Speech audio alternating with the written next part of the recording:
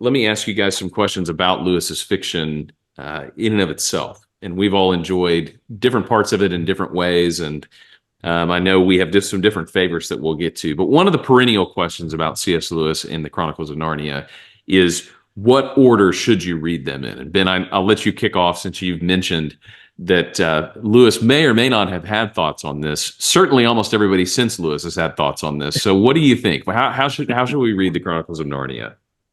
He told his young reader whe wrote to him, yeah, he very politely, that there may not be a right order, and he said your mother may be right. I don't remember which order that his mother had him read it in, but he told the young man whichever way is fine. So we probably shouldn't get too uppity about it. But the argument is, do you read the Chronicles of Narnia in the order that he wrote them, in the order they were, published, in the chronology? And I think it's kind of not to get, as Terry said, we don't want to just overtly compare C.S. Lewis to Christ or to his writings to the Bible. But you have the same question when a new convert says, "Hey, I want to read the Bible. Where do I start?" I don't necessarily start them in Genesis. Mhm. I might start them in Matthew, Mark, Luke, and John, or something like that. And in the same way, Lewis, I think with Narnia, you want to start with The Lion, the Witch, and the Wardrobe, and get surprised by Aslan in the order that he intended, and then go back, and the magician's nephew gives you that backstory of creation and fall. Uh, but to me, it almost works better if you read it after the initial story, that is the Lion, the Witch, and the Wardrobe. It will always have a special place in my heart because it's one that I've shared with my children um, around Easter. I want to kind of hit on those themes, but my kids were still young and they weren't ready for some of the more graphic sensibility of the cross. And the Lion, the Witch, and the Wardrobe was a way to talk about those themes uh, in a childlike way. And so I think that's a great place to start. Oh, I'm on the other hand, I did not read these in any recommended order. And I'm pretty agnostic about this because I think that however you read them is good. And here's why I think that. I think that Lewis, if I could project onto him for a minute, started out to first and foremost write an enjoyable story. And secondly, if I can use that, secondly, the meaning is there. And it's like you've said, Ben and Cole, it's not preachy. It's first and foremost, you could read this without even knowing C.S. Lewis. And of course, his Christian worldview will come through. But the first thing you're going to see is an enjoyable story. And I feel like they're all enjoyable stories. So I don't really have a strong opinion about what order you should read them in. I have a strong opinion about my favorite, but not about the order. How about you, Cole? Yeah, different people gravitate to these. Like Ben said, there's really two main ways. Do you put them in chronological order so that they follow each other, or do you put them in the published order? So the published order is probably the most famous. It's where you begin with The Lion, the Witch, and the Wardrobe, Prince Caspian, The Voyage of the Dawn Treader, The Silver Chair, The Horse and His Boy, The Magician's Nephew, and The Last Battle. And the interesting thing, if you do read it that way, is you get the beginning and the end as the last two, which is Right. which is just kind of different in a way to read something. And then if you put them in chronological order, you start with The Magician's Nephew, Lion, the Witch, and the Wardrobe, The Horse and His Boy, Prince Caspian, The Voyage of the Dawn Treader, The Silver Chair, and then The Last Battle. Ben, as you mentioned, I think there is kind of a consensus on this. Partially what happened was after Lewis died, British publishers started to number them along the chronology of the books. And so people started to read them that way. And then there was kind of a big pushback, especially among the C.S. Lewis estate, saying, hey, no. Number them the way that they were written. That's the way that they were intended to be read. Again, is that exactly true? Maybe not in terms of intention. Most people now read them in the way that they were published. And I think the big advantage to that is it unfolds in a logical way that way. You get introduced to Aslan as opposed to if you read The Magician's Nephew first, there's a big assumption about who Aslan is, what he's like, what he's done, but there's no explanation when you read it that way. Same thing with some of these other characters is you get the characters in order and the relationships to each other unfolding in a very natural way, things that have happened in Narnia in a very natural way with all the background. when you read it in the way that it was published. And so I would say I'm in the published order camp, but there is something interesting about reading it in the chronological order as well.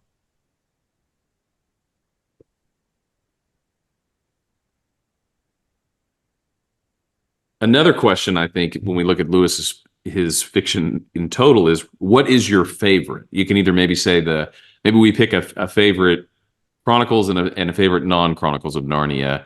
Ben, I'll start with you because I know your favorite might not even be the Chronicles of Narnia. What's your favorite in these two groups?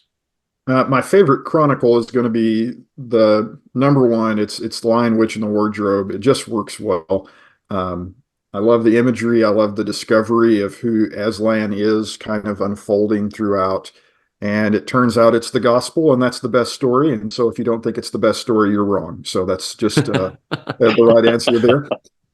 But actually, my favorite Lewis fiction is The Great Divorce. It's really short, and you can read it, in an hour and be done. But it has this pivotal reversal in our logic that it's just magnificent. Of course, the storyline is there's a double-decker bus that goes from hell to heaven, and you can everybody in hell is there because they want to be in Greytown, and this fellow takes the bus up, and most people don't even get off the bus, and the people who get off the bus complain about the new place, because what could be more human than complaining about heaven? And so you make your way up. But the point about it that just rivets me is there's this scene where it's describing the grass. I mean, this is really just fringes of whatever this other country is, heaven. But the grass is so real, it hurts his feet, that it's so solid. And the reversal, I think, that we've been taught that the material world we live in is real, and then we anthropomorphize these concepts, and we imagine these gods that are like humans, and we imagine heaven is like earth, and we kind of project ourselves that direction. And Lewis said those are the real things, and what we experience is this shadowy imitation of reality. Your front yard isn't grass. I mean, heaven has grass with a capital G. Your front yard is this sad imitation of grass. You have fallen earth grass. You don't have what that really is. And so the idea that the reality, it's not we're projecting earth upwards, it's that what we have is a shadow of the reality, which fits well with biblical cosmology. That, like the temple was this little imitation of a heavenly throne. The real temple, the real throne was above. But when you visited Jerusalem, you were entering into a connected place, but it was somehow smaller. Eden is a little garden of God, like the great garden of God. And so the Great Divorce just helped me see that way. I hadn't seen it before. The idea of going to a country more real, and the sadness of all of us who choose to stay in Greytown, isolated and alone in something less real, because we find something to complain about what's more real. And all our excuses seem really sad when you see the real thing up in the mountains. It's beautiful. So I read that every year. It's one of my rules of life. At some point in the year, I pull it off the shelf and reread it through and find something new I enjoy about it every time. Well, Dad, I know that'll resonate with you, that analogy, especially given that you've been a multiple time Yard of the Month winner. You are cultivating that earthly lawn. Yeah, I understand grass real is the real grass. I don't know. Yeah. Well, I just on the spot changed my mind because Ben convinced me. Seriously, that is a powerful argument for that book. I'm going to go back to just plain vanilla ice cream, and for me, Lion, Witch, and Wardrobe is my favorite. And it's to me, it's a little bit head and shoulders above. The rest are good. It's a little head and shoulders above. Although, again, now that I've heard you, Ben, I'm not so sure. But I'll tell you why. Two reasons. One is very personal, and one is more intellectual. when I was in my teens, 20s, even into the 30s, I read predominantly fiction. I read a lot of science fiction as a young man, and I did that partly because of an interest in science, but really because the stories opened up these imaginative worlds. And I think I have a glimpse of what Lewis meant in Surprised by Joy when he talked about joy. Joy is more than an intellectual experience. And stories can be more than satisfying intellectual experiences. I remember when I was a young man and I would read these books and I would get caught up in the story and I would have just strong positive feelings that went along with the intellectual satisfaction of the story. It was a whole body experience, if you want to think about it that way.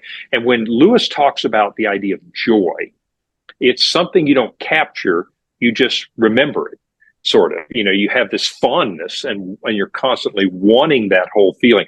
I think experientially, I feel resonant with that. I can remember that.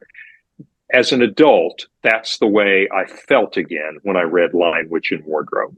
It was an adventure that evoked more than just an intellectual satisfaction with the story, but I could have been in that story. So on that level, it really struck me.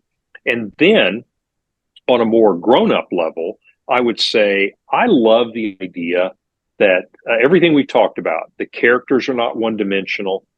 The story is not predictable, really. As I was reading it, I wasn't sure how this thing was going to end. And I like the idea that if it is an analogy of the Christian life, it's a good one. Is you don't know exactly how it's going to end. You don't know the twists and turns. Nobody's all good or all bad, including me, in terms of my actions. And it just really exemplified to me, you know what? That is the Christian life. It is truly an adventure, not a scripted exercise. From my point of view of living it, it's an adventure. So I'll stop there and say that it resonated with me personally, but it also has probably made me realize more deeply what the Christian life is like, the adventure of being a Christian. Yeah, the adventure of being a Christian is a great way to summarize Lewis's fiction just in general. I think that's exactly what it is. Okay, well, I'll give you guys one that's similar and one that is different. So my favorite non-Narnia fiction of Lewis is also The Great Divorce, and for reasons very similar to what Ben has said. I love that The Great Divorce is basically about life. It's basically about the Christian life through the lens of this journey that these people go on. And when you see the various people that show up in these chapters, like I think about the guy that has the little lizard on his shoulder, and you think about how true and how prescient that is for what it's like to be tempted and what it's like to actually live in this existence of the already and the not yet. And so when you're tempted, you always just think of that scene, and it illustrates exactly what real life as a Christian is like. And so I love those little vignettes that you get in The Great Divorce. Now, I will take a different tack here on the Chronicles of Narnia. Lion, the Witch, and the Wardrobe is great. It is the OG. You know, there's some amazing things about it. But top to bottom, my favorite of the Chronicles of Narnia is The Voyage of the Dawn Treader. And I'll put two reasons forth as why this is the best of the Narnia books. The first one is I don't think there's a character development or a character arc quite as good in any of the other books as there is with Eustace. And so I've quoted this line so many times. The opening line of The Voyage of the Dawn Treader: there was a boy called Eustace Clarence Scrubb, and he almost deserved it, which is just a great opener in fiction.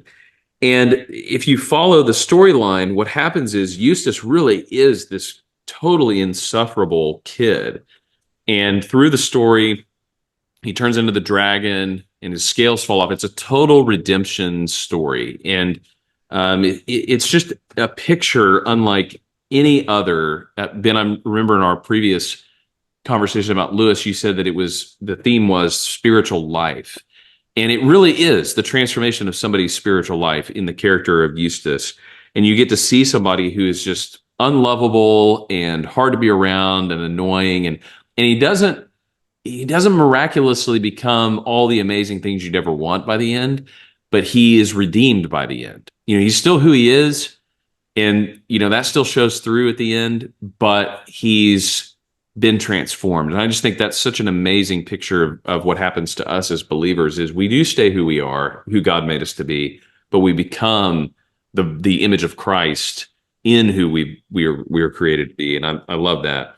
But my second reason, and probably the best reason, is I think the best character in all of the Chronicles of Narnia is in The Voyage of the Dawn Treader, and that is Reepicheep, who is the valiant nod to courtly love that Lewis spent so much time studying and writing about in his scholarly world.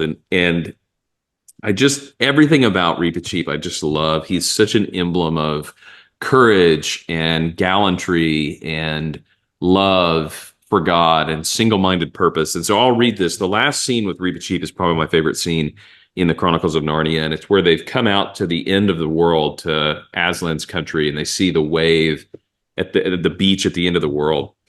And it says, no one in that boat doubted that they were seeing beyond the end of the world into Aslan's country. At that moment, with a crunch, the boat ran aground. The water was too shallow now for it. This, said Reepicheep, is where I go on alone. They did not even try to stop him, for everything now felt as if it had been fated or had happened before.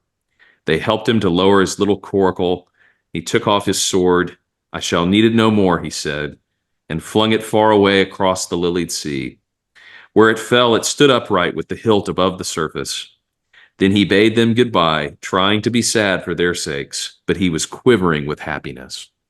Lucy, for the first and last time, did what she had always wanted to do, taking him in her arms and caressing him.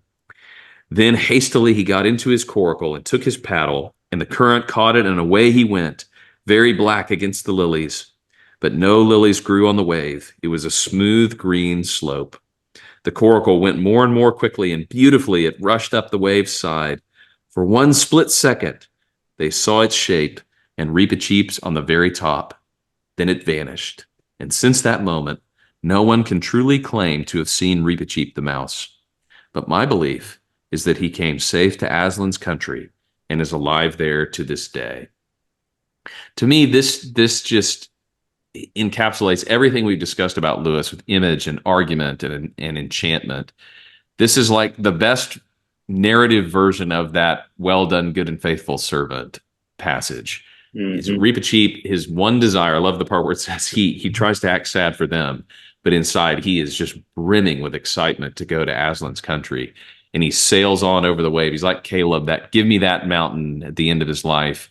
And he sails up over the wave into Aslan's country. I mean, that to me, that is, I think it's the best part of Lewis's fiction, but it's what makes The Voyage of the Dawn Treader the best book for me. I love that for Lewis, there's our world and there's Narnia, and then there is a truer world to which both us and the Narnians would like to go. And that's hard to beat. Mm-hmm. Well, we're going to post, you'll be listening to this on a Friday. We're going to post on Instagram to see what your favorite of Lewis's fiction was. So think about it. Give us a reason. Give us your favorite of the Chronicles of Narnia, or make the case for something else that Lewis wrote that's fiction. And we'll be interested to see what you think is the best fiction of C.S. Lewis. And we'll also be looking forward to next week when we talk about the background to Lewis's fiction in his scholarly work. And we'll see you next week on the So We Speak podcast.